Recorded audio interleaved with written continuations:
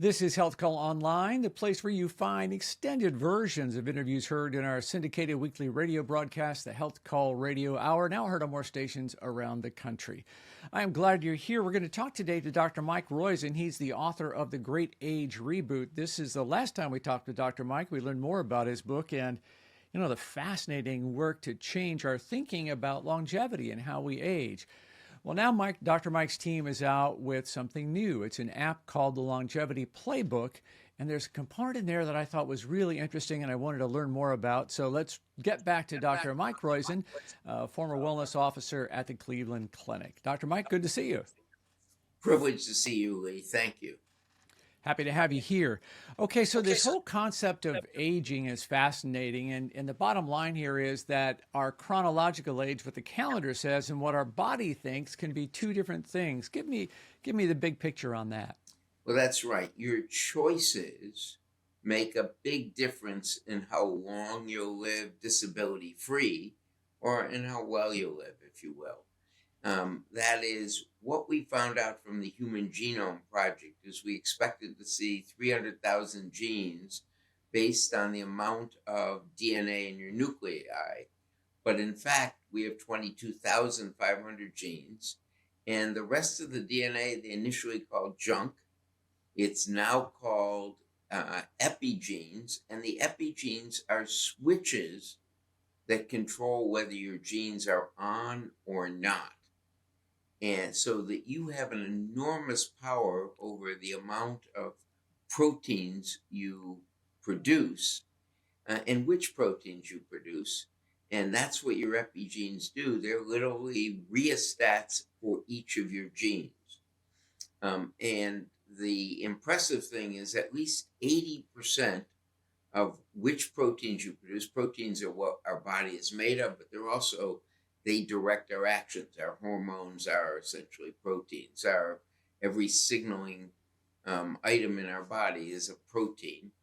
And whether we're good at sports, whether we build muscles, whether we keep our brains intact, all of that is to a large degree under our control. So that by age 18, 80% of which of your genes are on or not under your control.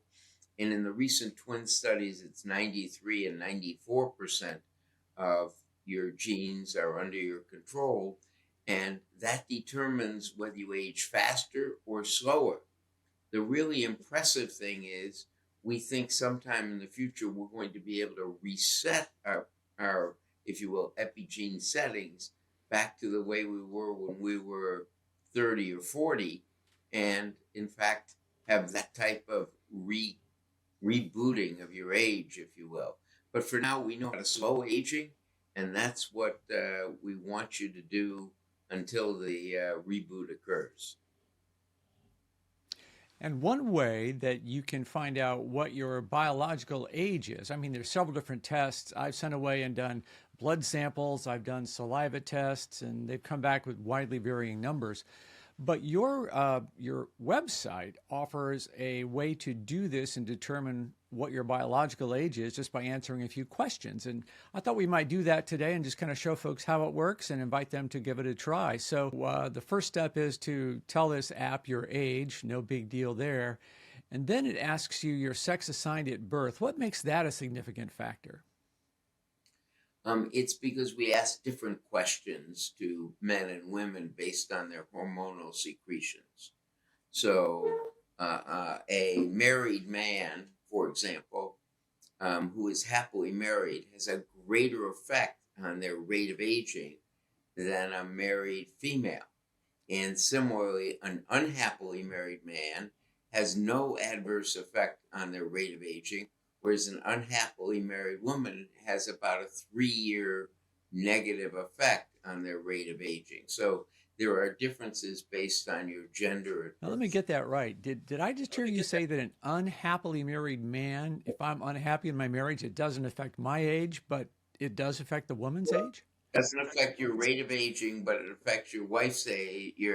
If she's also unhappily married, it affects her substantial 3-year negative life expectancy or disability-free life expectancy. Well, that's very interesting. I wouldn't have That's guessed that. So then it asks, where am I located? And I'm going to tell it, of course, the United States, and you just put in your zip code. I suspect when you see this, people age at different rates around the world. so the location from one state to another is actually taken into account by both the air pollution and water pollution and some of the other environmental factors. So someone living in Riverside, California actually lives about 3 years less disability free than someone living in Hawaii due to air pollution.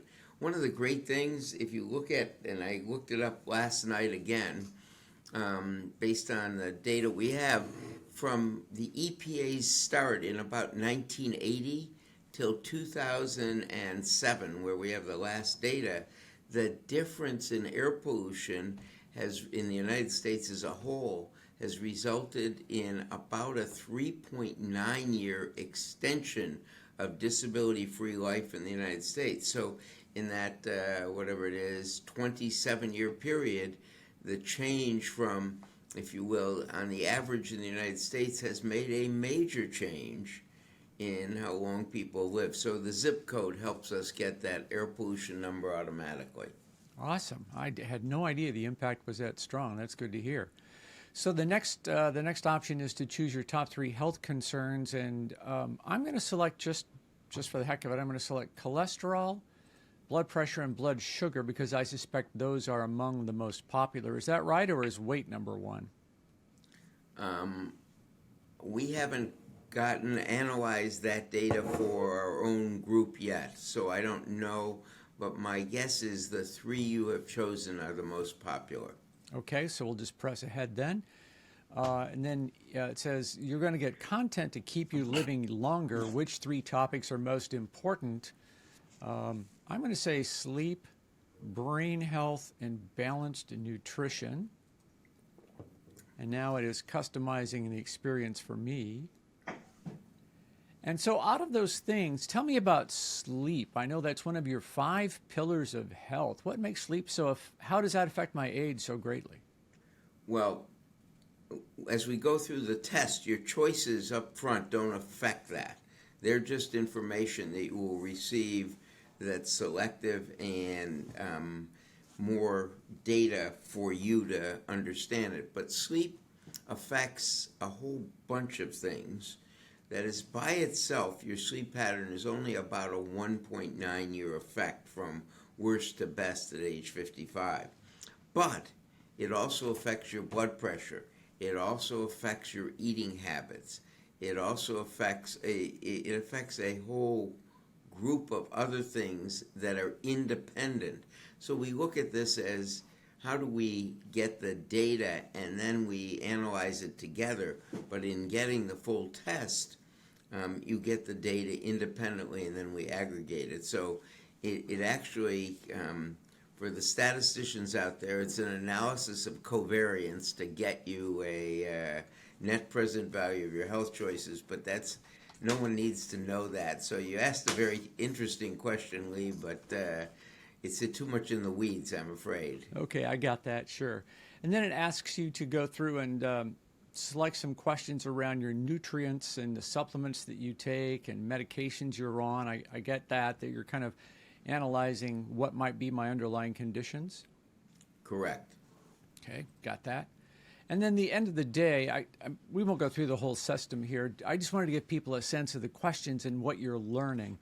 The end of the day, it gives you back what your actual age may be. And I'm happy to report that I went through and answered all these questions. My actual age is 66, but my chronological age, my calendar age is 66. But this came back and told me I'm 58. So that's pretty good news. That's outstanding news. That's right. And it probably came back and said some other things you could do to make yourself even younger. It sure did. So that's the joy of it. It's not just what your actual age is, but it is, can you get younger and adopt a few easy things to get younger? Yeah, you bet. So the first question that you probably got to is, how do you rate your age compared to others? How do you rate your health compared to others your same age? That, believe it or not, that simple question, and there are 35 questions, but that question is one of the most powerful because you know how you are compared to others your same age. So if you rate it excellent or very good, that's about, believe it or not, a huge difference compared to people who rate it as poor.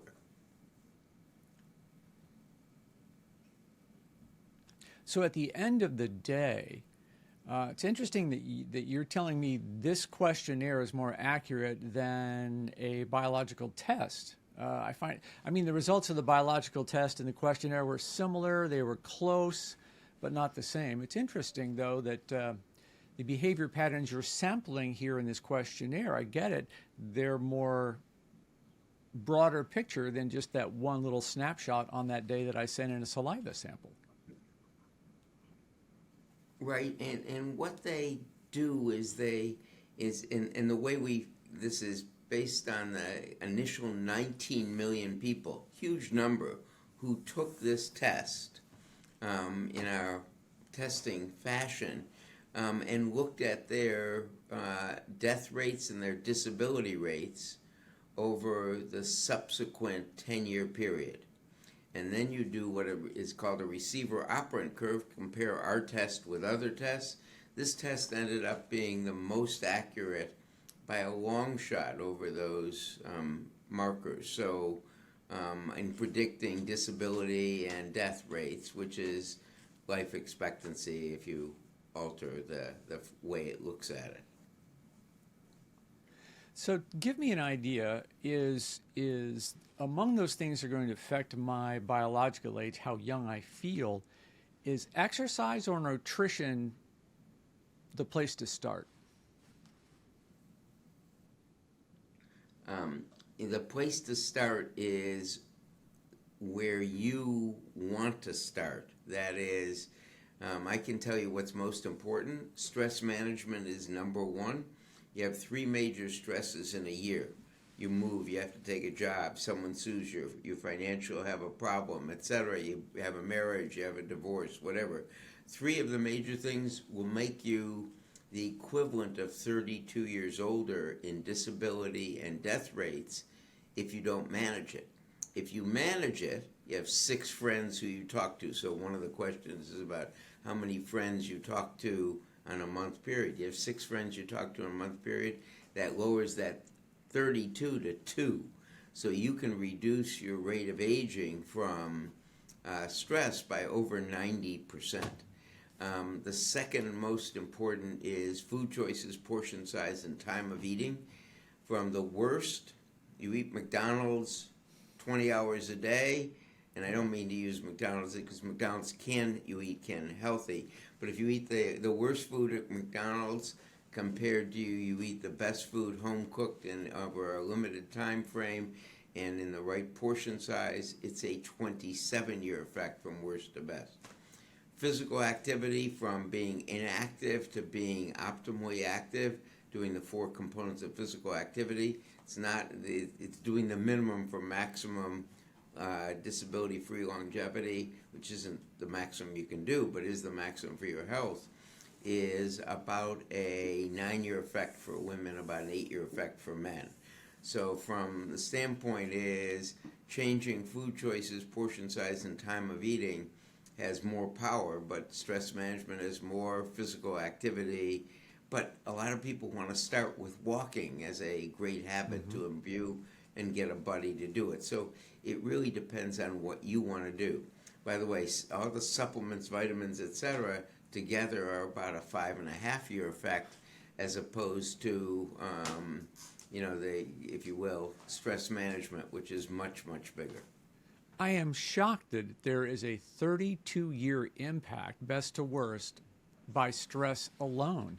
Is that the cortisol exposure and all of that hormonal influence, or what else is going on? We don't know all that is going on. So just depressing cortisol doesn't change at all, but it changes a lot. So stress affects every system. It impedes your immune system from fighting cancer. It knocks out brain cells, so it decreases your cognitive abilities, and it decreases your long-term brain health. It changes the amount of plaque in your arteries as well as your ability to do exercise. It literally affects every major system that we have, and it isn't just the cortisol, but it is a whole raft of things in addition.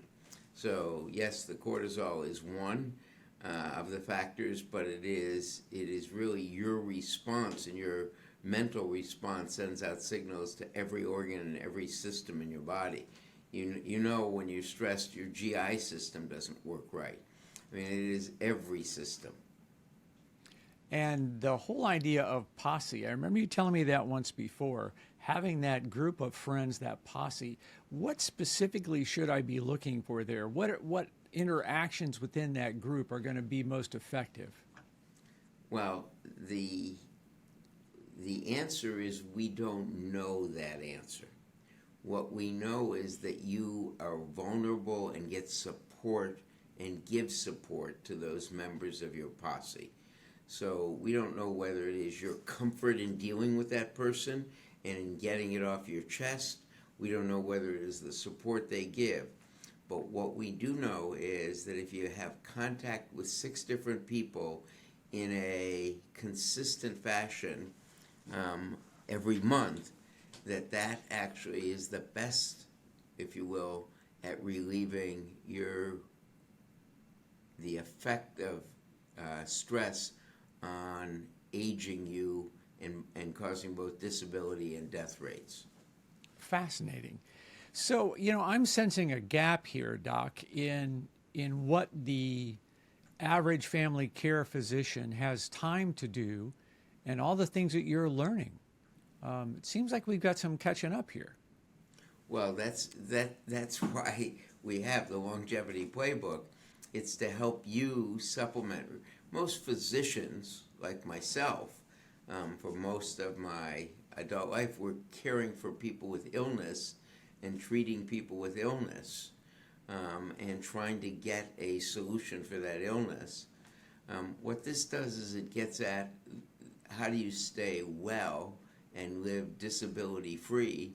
And so it's getting at some of the root causes of illness, but it's also getting at those things that keep you from getting, if you will, aging unnecessarily. Well, I found this just so interesting, and I hope people will bounce out to the Longevity Playbook, take a look, decide if it's right for you, and certainly, if nothing else, take a look at the actual age exam, answering a couple of questions. I think it's going to open your eyes, just as you have today. Dr. Mike, thank you so much.